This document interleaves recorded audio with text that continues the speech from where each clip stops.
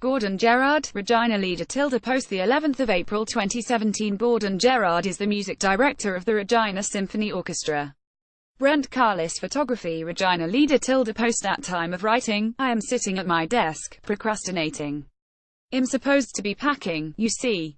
I have a flight that leaves excruciatingly early in the morning, which means I should leave packing to the 12 minutes or less after I wake up, as is my custom.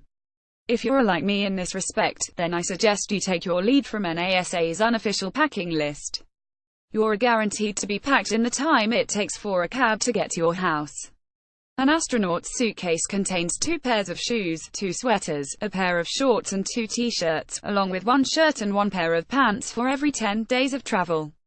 The next part may make you slightly uncomfortable, but they also throw in 1 pair of socks and 1 pair of underwear for every 2 days. Don't judge, apparently there's not a lot of legroom on a spaceship. Reasonably, they are also allowed to bring a few personal items.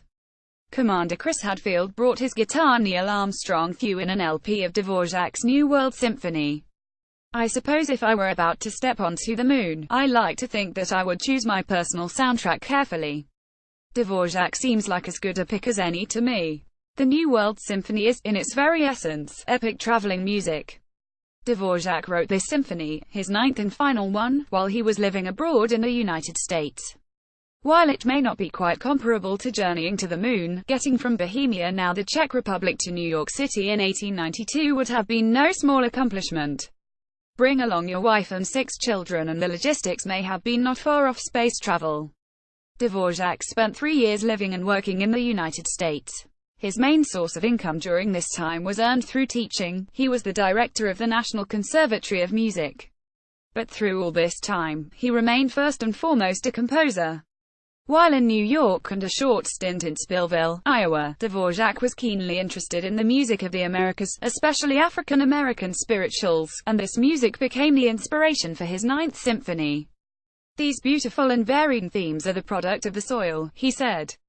He was convinced that the future of music in North America would be found in this American folk music, the music of the American people. Whether that's the direction music ultimately took is up for debate, but Dvorak was definitely onto something with his New World Symphony. It is by far his most popular work, and over 100 years later, it shows no signs of aging. The symphony is filled with some of the greatest tunes ever put to paper, and it is a masterful display of dazzling orchestration and rhythmic invention. As the holidays approach and traveling is on all our minds, may your journeys be epic and your connecting flights be timely. And I wish you ample luggage space for the appropriate amount of underwear. The Regina Symphony Orchestra presents Dvorak's New World Symphony at 8 p.m. on November the 25th at the Connexus Arts Center. Gerard is the music director of the Regina Symphony Orchestra.